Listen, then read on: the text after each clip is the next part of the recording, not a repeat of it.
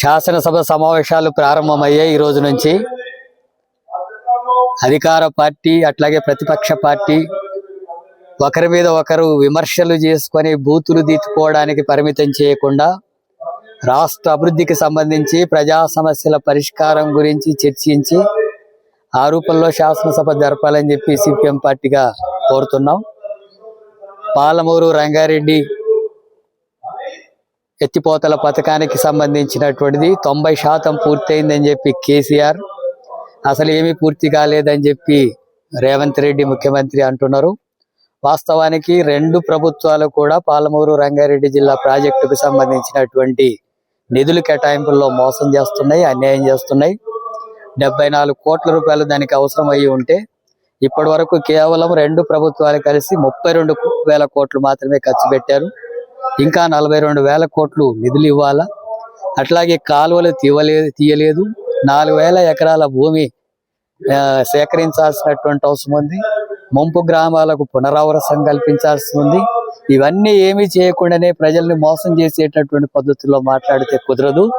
వెంటనే శాసనసభలో వాటికి నిధులు కేటాయించి 12 లక్షల ఎకరాలకు పైగా సాగుకు ఉపయోగపడేటటువంటి ఆ ప్రాజెక్టుకు నిధులు కేటాయించాలని సిపిఎంగా డిమాండ్ చేస్తున్నాం.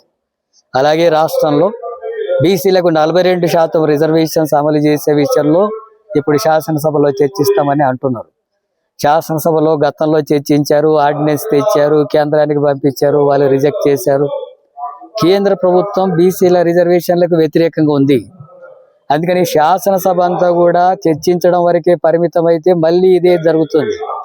అందుకని కేంద్ర ప్రభుత్వానికి వ్యతిరేకంగా 42% బీసీల రిజర్వేషన్ సాధన కోసం అన్ని అఖిలపక్షం అంతా కూడా కలిసి కేంద్రంతో పోరాటానికి కార్యక్రమం తీసుకోవాలా.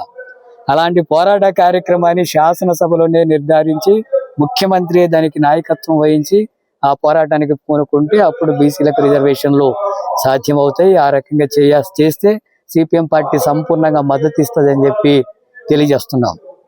అలాగే రాష్ట్రానికి సంబంధించినటువంటి జర్నలిస్టులంతా కూడా వాళ్ళందరికీ ఇంతకు ముందు ఇస్తున్నటువంటి అక్రిడిటేషన్ కార్డులను ఈరోజు ఇవ్వడం లేదు. ఒక 10,000 మందికి పైగా తగ్గిస్తున్నారు. డెస్క్ లో పనిచేసేటటువంటి వాళ్ళకి లేదంటున్నారు. దీనివల్ల జర్నలిస్టులలోనే వివక్ష పాటించినటువంటి పద్ధతి అవుతుంది. అందుకనే ప్రభుత్వం అందరికీ గతంలో ఇచ్చినటువంటి 23,000 మందికి తో పాటు అర్హులైనటువంటి వాళ్ళందరికీ కూడా ఇవ్వాలని చెప్పి సిపిఎం పార్టీగా డిమాండ్ చేస్తున్నాం.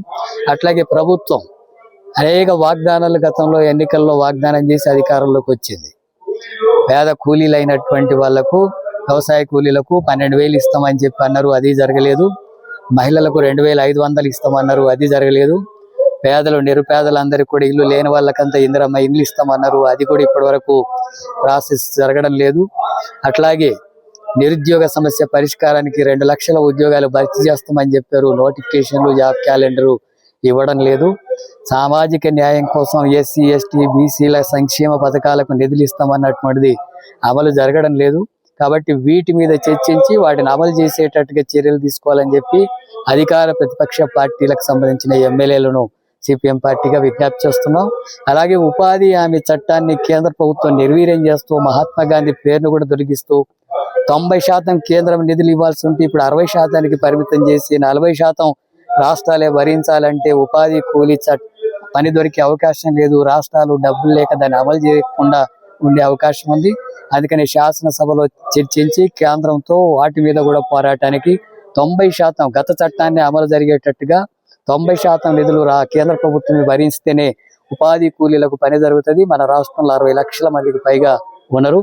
ఉపాధి హామీ చట్టాన్ని నిర్వీర్యం కాకుండా పాత చట్టాన్ని కొనసాగించాలా, మహాత్మా గాంధీ పేరునే కొనసాగించేటట్టుగా చర్యలు తీసుకోవాలి. శాసనసభలో అలాంటి చర్చలు జరపాలని, ప్రజలకు ప్రయోజనకరంగా ప్రభుత్వం అధికార ప్రతిపక్ష పార్టీలు వ్యవహరిస్తారని చెప్పి భావిస్తున్నారు. యాప్ డౌన్లోడ్ చేసుకుంటే వాళ్ళకు మాత్రమే యూరియాని అంటున్నారు. మరి ఆదివాసీలు అయినటువంటి వాళ్ళు, గిరిజనులు ఎట్లా యాప్లు డౌన్లోడ్ చేసుకుంటారు? వాళ్ళకు ఉన్నటువంటి సెల్లులు ఏ సెల్లులు ఉన్నాయి? అసలు సెల్లులే లేవు కదా.